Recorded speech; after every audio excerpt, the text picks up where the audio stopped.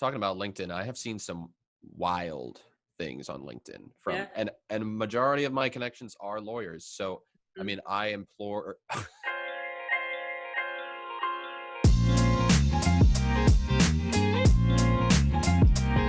think we're recording. Anyway, okay. Ready? All right, welcome everyone to the Answering Legal channel. I am your host, Nick Worker. I'm the marketing manager here at Answering Legal, and today we are here with Michelle Calcote, King of Reputation Inc. So, wanted to start off, Michelle, if you could tell us a little bit about your background and about your company, Reputation Inc.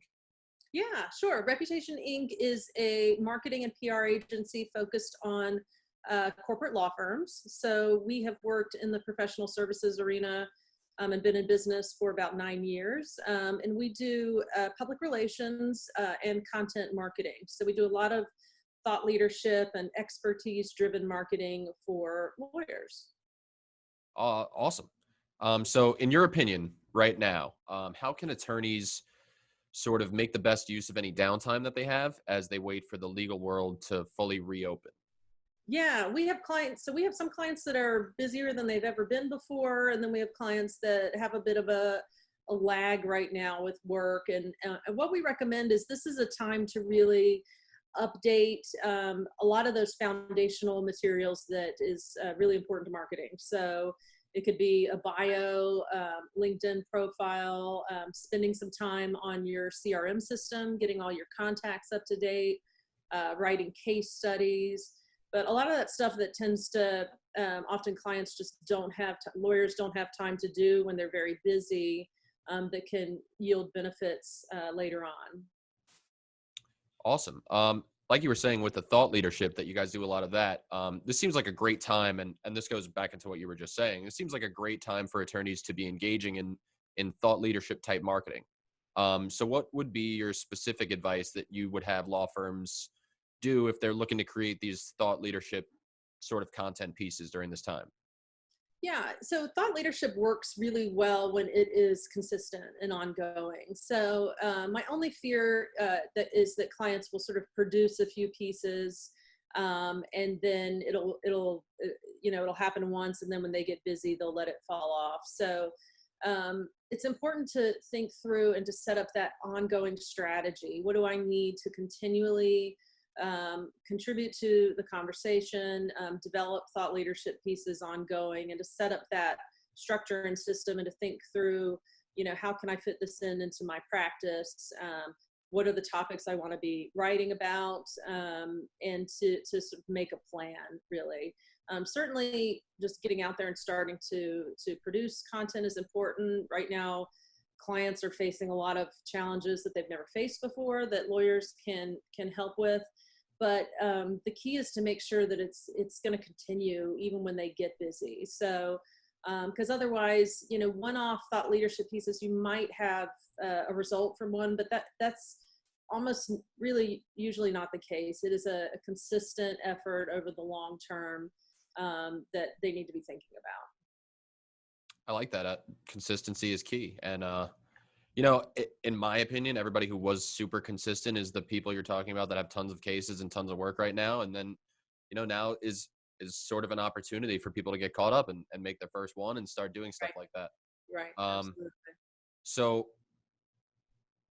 and this kind of ties into what we were just saying, is how important is it for lawyers to stay highly visible during times of crisis, and what can they be doing to sort of boost their visibility right now? I know you're preaching sort of a long-term approach, which I definitely would agree with. But what's some of the things that you've seen that can sort of boost their visibility during this time if they don't have it already? Yeah. Um, what I tell our clients is that people perceive a lack of communication during a crisis negatively. It's just it's the way people react. So if you sort of disappear when your own clients are sort of going through turmoil and have a lot of questions, that's going to impact your reputation and the way they think of you in a negative way. So that I think that helps people understand the importance of continuing to communicate, and also, wading into some topics that might be changing. A lot of the coronavirus information was changing on a day-to-day basis. Lawyers were having to figure out the PPP loan guidance that was changing, but at the same time, it's still important to be that resource for clients and to be putting out thought leadership. So really, it's talking about what you can talk about, being clear about what you don't know, and kind of having that transparency and honesty with your communications during a time of crisis. But clients do want to hear from, especially a lawyer. A lawyer is a relied upon professional in many clients' lives. They don't want to feel like their lawyer isn't really staying on top of what's happening in the industry and how it will impact their clients. So the main piece of advice is to continue to engage and to put out thought leadership. LinkedIn is pretty big, and it's growing through this pandemic. I've seen people using Zoom really effectively in a way. I think that's really surprised a lot of people in terms of, one-on-one Zoom calls and how that can really be a great networking tool. So to continue that momentum. So interesting, because I talk to a lot of marketers all the time, and we're constantly trying to get, the best marketing advice for our clients. But it's so interesting to hear from a PR standpoint how important communication is with your clients and with, your potential clients. People don't really think of like the actual person-to-person communication that they can put out through thought leadership. They just think of it as, I'm content marketing, and this is a type of content marketing, which it sort of is, but the communication with your clients is ultimately what's going to sort of let them know that they can reach you during this time of crisis and Very, that you're not just shutting off. So yeah, I thought that was really interesting. Thanks. yeah, yeah. Uh, so, and this is a tough one, and I'm glad that we have you, because this is probably in your forte, because I don't even know what to do with this myself. So for law firms that do decide that they want to make a public statement on divisive issues, like with the Black Lives Matter movement, how can they go about doing so the right way and make sure that the right message gets across? Yeah. We've advised several law firms on this. There's a couple of things I think law firms need to think about. One, sort of looking internally first and really what their own, with getting their own house in order. So before we go out and make a statement, have we been doing all we can in terms of diversity? Diversity is a huge issue in the law firm industry because it's one of the least diverse professions out there today. So one, kind of looking internally, and then being honest if you have work to do. So I've seen a lot of law firms very effectively say, look, this is important, we're committed to it, but we have some work to do. And people respect transparency and honesty. The other thing to think about is including your diverse lawyers in on that messaging. So, don't let this be a committee of non-diverse attorneys putting out a statement about something that really affects your diverse lawyers. So bring them in on that. Then I would also make sure that you are really studying the movement. You really understand the way people are talking about these issues, and you're contributing and not taking away. We use the term a lot, tone deaf. So it's really important not to come across tone deaf. And the only way to do that is to really pay attention and to be listening, following on social media, really understanding what's happening. And then the other thing to do is really kind of show action. So if you want to put something out, show what you're doing, or provide resources for others who want to contribute. So the main thing is to not seem like you're just sort of giving a nod to it and aren't taking it seriously, or are using it as a marketing opportunity. That would be the worst case, I think, scenario that could happen with that. So Yeah, that's a ton of good material to keep in mind. I love the term tone deaf, and talking about LinkedIn, I have seen some wild things on LinkedIn yeah. and majority of my connections are lawyers. So I Mm-hmm. mean, I implore I implore the lawyers who who want to have something to say, definitely get in contact with somebody like Michelle or Reputation Inc. because public relations is so important. If Yeah, especially if you want to contribute, like if it's something that's very important to you and you really want to make your voice heard and help, it's important to not sort of impede the progress that the movements are making at the time, but right. also to be in line and to really get your proper message across. That's what Yeah, I got from that, and I yeah. thank you because to me that helps a ton.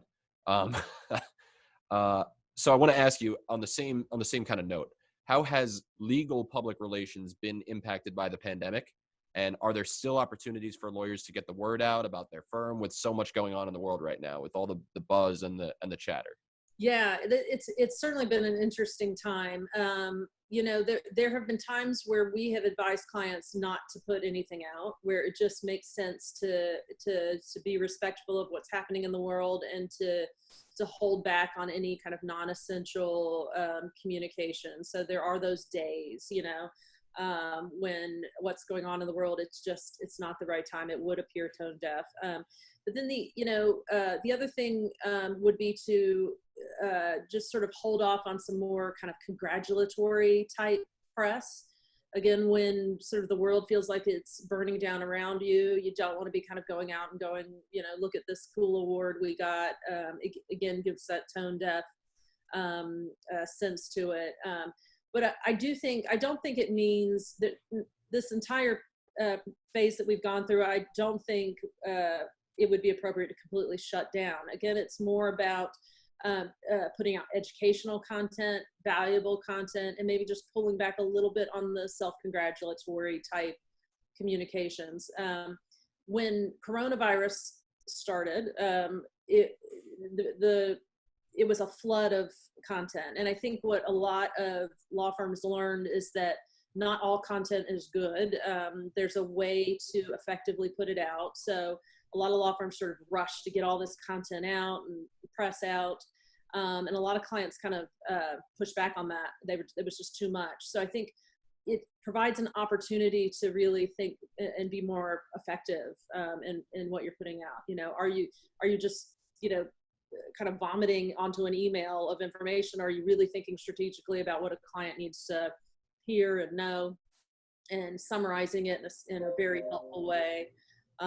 There were tons of webinars for a while, and there was webinar fatigue. So again, maybe a webinar is not the best strategy, and something really short and succinct would help better. So yeah, it has been an interesting few months, that's for sure. But Sorry, it's not for everybody. I'm getting pinged on my Oh no. my computer screen. Hmm. Yeah, and you know what? I love everything that you were saying because it sort of goes back to, and this is how I learned content marketing, right? Is getting the right message to the right person at the right time. Right. And you know, it sounds like if you're not thinking in terms of PR when it comes to your content marketing, you really might deliver the right message to the right person at the wrong time. Right. And and that way your message becomes diluted and it becomes less effective. So you want to make sure obviously that you're giving your marketing or your PR or anything you're putting out there, you want to give it the best chance to succeed. And Right. so yeah, I think we all could do better to think more in terms of PR. Right. In terms of that, in terms of like things that you can put out, obviously we have social media. How can law firms best use their social media channels during this time? Um, yeah, for me, I'm not sure much has changed, but except for the fact that you have to be reflective of what's going on in your content. So again, if you're putting out over your social media channels on a day when we've had massive social unrest, something that is you know, overly congratulatory, fluffy humor, that kind of thing. So one of the first things we did was tell clients, check your automated social media. So, you know, that was one of the first things, because a lot of us, you know, plan out our social media posts in advance. You know, you've got it loaded in there, ready to go. And the worst case scenario would be, you know, a LinkedIn post or something that goes up that doesn't feel right for that moment. So check that. And then, I mean, we were kind of regularly, when a lot of the protests, things were happening, we were sort of regularly reviewing and going back to the drawing board on what we had already planned for that week, and thinking through, is this, is this the right tone? Is this the right message? So there's that. LinkedIn is a really, like, it's a one-on-one tool. So people don't engage so much with firms or brands on LinkedIn. They engage with professionals, so individuals on LinkedIn. So that's a really important thing that I think law firms need to understand, and they really have to do some training with their lawyers on how they can use LinkedIn as a business development tool themselves, rather than sort of relying on the firm to post something. Because if they want to build relationships, they have to spend the time on the platform themselves. So Yeah. As soon as you started talking about all the stuff, like making sure that you're not interfering with something that's going on, I was like, oh, we better check their automations. And there was like the blackout, right? On right. Instagram, everybody Yep. posting the black screen. And I remember my team and I talking, we were like, check everything. We use Yep. Hootsuite. We're like, check Hootsuite, Right. make sure nothing's going out today. And Yep. it's not a matter of like, of I'm for or against anything. It's a matter of just really not being tone deaf, right? I'm not going to Right. put out this, hey, check out my blog post while there's a ton of Yeah. social unrest happening, Being right? appropriate. Yeah. And in the same regard, I just actually my wife works in digital advertising, and she sent me an article yesterday about how tons of advertisers are boycotting Facebook, and people are Yeah. pulling their spend, and she's reaching out. She and her agency are reaching out to all of their what would you call that, their clients, and saying, it might not be a good idea for you guys to be advertising on Facebook right now. And these are the type of things that people should be paying attention to in order to not be seen as the tone deaf, out of touch, because no one Yeah. wants to deal with someone who's out of touch. Well, I think your wife sounds like she's being a good advisor to clients, because I think that's the I advice think so. clients need. Clients need hey, I don't know if you want to think about this, but this is what's happening right now. So that's what we try to do. Like Blackout Tuesday. I don't know if you want to participate, but I want to give you the heads up that Hmm. this is happening. So absolutely. Yeah, it's so important to stay on top of stuff like that. Yeah. Um, this is a weird one, right? Mhm. I'm throwing you a curveball here. Uh, so I want to talk about legal networking and how it's become much more of a challenge, obviously, because we can't really meet face to face at all since the pandemic. So is there any advice that you have for those looking to engage in virtual networking, like these virtual conferences that are going on? Yeah. Well, I was just going to say, double down on LinkedIn and honestly Zoom or whatever Hmm.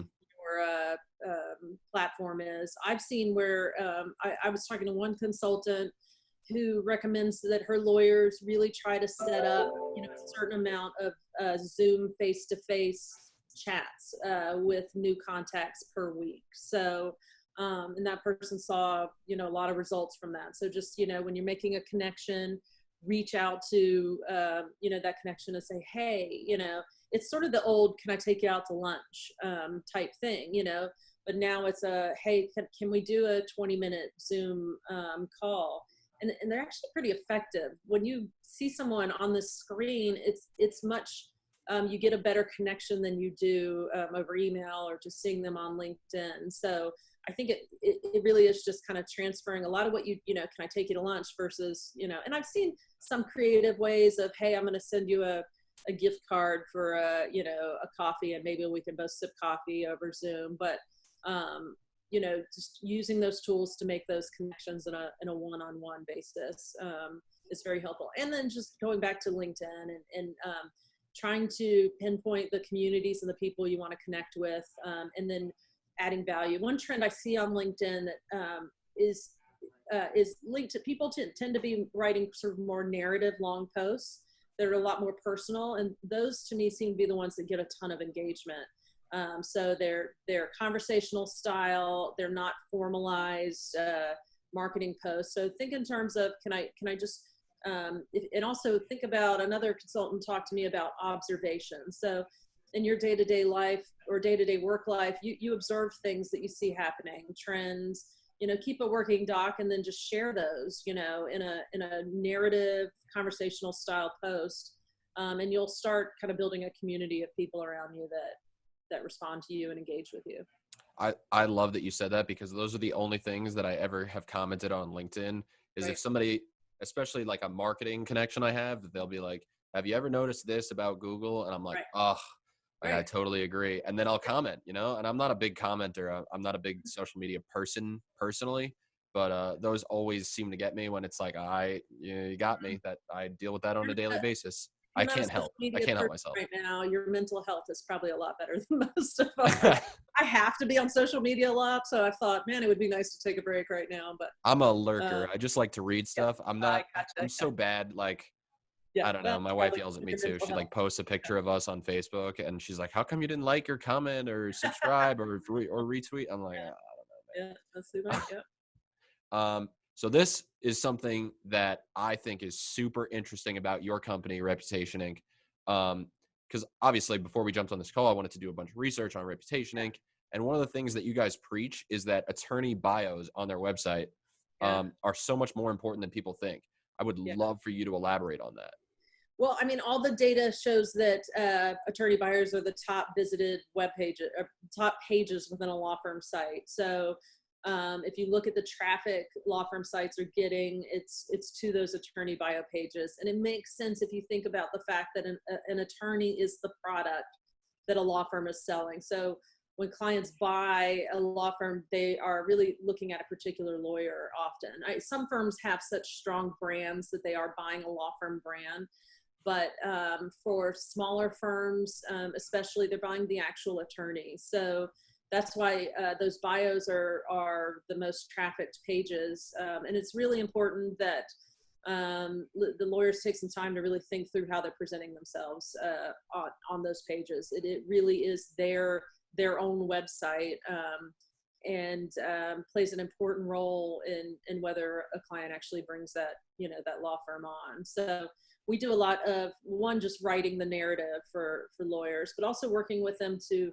think about going and getting client testimonials that they can add to their bios. Thinking through, can we cross link a lot of the thought leadership that the lawyer's done onto their bio? So kind of helping strategically think about the kind of content they need to get on that page, whether they want to write it in first person or third person, all those kinds of questions. But they're just a heavily trafficked page that clients are paying attention to.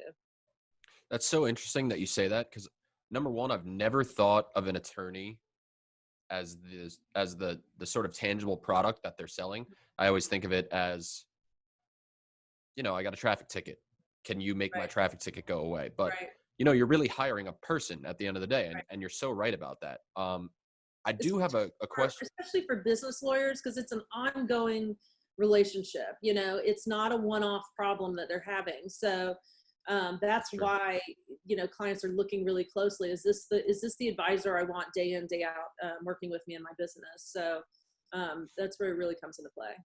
So you just mentioned writing in the first person and the third person, and I won't give my opinion because my opinion doesn't really mean anything. But what in your expertise, what's the best way to write it? Is it in the first person? Is it in the third person?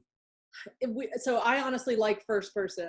To be honest, I don't know if my bio might be in third person. So I kind of had to, but I like first person because it is a personal document about the attorney. I think it reads very well. But some law firms just have a style across the board. They want it to be third person. It depends on the culture of the firm. That's my personal. I like first person. I think if I'm a client reading it, I feel more connected. Some attorneys don't like first person because it's hard to kind of brag about yourself in first person. So it's easier if a lawyer doesn't feel that comfortable sort of talking about their accomplishments and all the many wonderful things they've done, to put it in third person. But I think first person's more effective. As we were talking, I was thinking, if I'm reading a lawyer's website, I would want to see it in first person. But like you said, I think my bio is in third person, and I wrote my own bio. Right. And yeah, you're right. It's just hard to brag about yourself, Yep. but just keep that in mind. Mhm. Obviously, some people, you got 2 for 2. We think you should write it in first person. So if you want to revisit Yeah. that, Yeah. um, There you go. so switching gears, Yeah. what are some of the long-term effects that you think the COVID-19 pandemic could have on the legal marketing world moving forward? I honestly think it's just going to push forward the importance of digital marketing. You know, law firms were really ahead of the game in thought leadership compared to other industries. Lawyers have been blogging kind of before blogging was cool, but I don't see a lot of law firms really doing digital marketing in a really advanced way. So what I'm seeing is people really starting to think about, because we work with law firms that often don't even have a CRM system. You know, they're still in that phase. They've still got all their contacts in Outlook, and so I think it's going to accelerate the transition to digital and to be more sophisticated with digital marketing. So, but also I think it's accelerating other things like the importance of, forming a niche, determining a niche market, because niche marketing, when you don't have the relationship based in-person networking, and geography doesn't matter as much, a niche really is important. So and that allows you to do a lot more digital marketing and thought leadership more effectively if you have a very focused audience, and you're building an online community. So I think it's accelerating. Those trends are already happening. It's just sort of accelerating it forward faster. I So I totally agree with you. I didn't really know that you were going to go there with the niche, but I mean, it makes sense. If you were sort of kind of like the general counsel in town lawyer before, it's going to be hard for you to get out there, especially, we don't really know how things are going to go moving forward. And for a good example, the guy on my team, Joe, he writes great content. He wrote a blog post the other week that he was like, people have complicated issues, it's no longer the days of like, I'm getting divorced, I need a divorce lawyer. It's, I'm getting divorced and I own an oil field and there's, two stepchildren involved and adoptive children yeah, involved. And people are looking for answers to their complicated issues, and they want someone right. who's an expert in that sort of thing. So if you can brand yourself, I mean, that's an extreme example, but you get what I'm saying. Even Right. answering legal. Yeah. Well, and the internet has driven this trend, because before the internet, you had to rely on who you knew, networking at the Chamber of Commerce, that kind of thing. So you went with your local guy. Whereas the internet now, you can find someone that specializes in exactly what you need. And so that's just kind of driven this trend toward people wanting someone who only works in their industry, or is a very, you can specialize vertically or horizontally. You can be a specialist in a service area, or you can be a specialist in an industry. And it's really figuring out what's the client need, and really where that growth is going to come from. And I think this is going to accelerate I that. totally agree. It's definitely that Yeah. people have the opportunity to really look for solutions to Yeah. their problems rather than just Right. like the yellow pages, Right. Yeah. it's not Yeah. alphabetical anymore. Now we can look for real problems. Right. Yeah, exactly. Um, so wrapping up, what is your biggest piece of advice for law firms on getting through this challenging time? Biggest piece would be to continue marketing, not pull back. I actually did a blog post when a lot of this started, and I wanted to put out the thought that, look, marketing in a recession is important, but I didn't want to do it because that just sounds self-serving. I'm a marketing agency owner. So I went and I really looked at the research, and there's been a lot of really great research studies done about how the company's expenditure through a recession and then their financial performance afterward. And every major study I found showed that companies that really continued to keep the foot on the gas during a recession, or even increase it, come out much more, much better afterwards. So making sure that you're not having that gut reaction of, oh, I've just got to pull back everything, not do anything. That's a mistake. I mean, this is the time really to kind of, start investing in marketing, because it's what grows your business. So don't stop doing the things that grow your business. So. Yeah, it sounds kind of corny, but it's like, this is an opportunity. It might be, some of us are falling on hard times financially and there's not as much business, but we can, due to this opportunity, dedicate even more time to Right. marketing and bettering our web presence. Exactly. Um, so I want to take a couple of minutes. Yeah. do you have like an elevator pitch that you would give to anybody who would want to, you know, explore working with you at Reputation Inc? Yeah. So we work exclusively with lawyers. We have deep expertise in the legal industry. So if you're looking to improve your profile, get more visible, start building your business, PR and content are really what builds a professional services business. So both of those things contribute to building a community of people around you that might need your services. We know the legal industry and can really step right in and help develop that plan and kind of get that marketing engine going. So Awesome. And how would a lawyer go about getting in contact with you? What's the best like they go to phone our number? website and all the contact information is there. So it's Reputation Inc. Our website is rep-ink.com. And just send me an email, but my information's all on the website. Awesome. And I'm going to put links to Michelle's contact information and the link to her website in the description on this video and wherever else it ends up. But Michelle, I want to say thank you so much for joining us on the inaugural episode of this series. Awesome. And Yeah, everybody, thanks for watching and thanks for joining us. awesome. Thank you so much.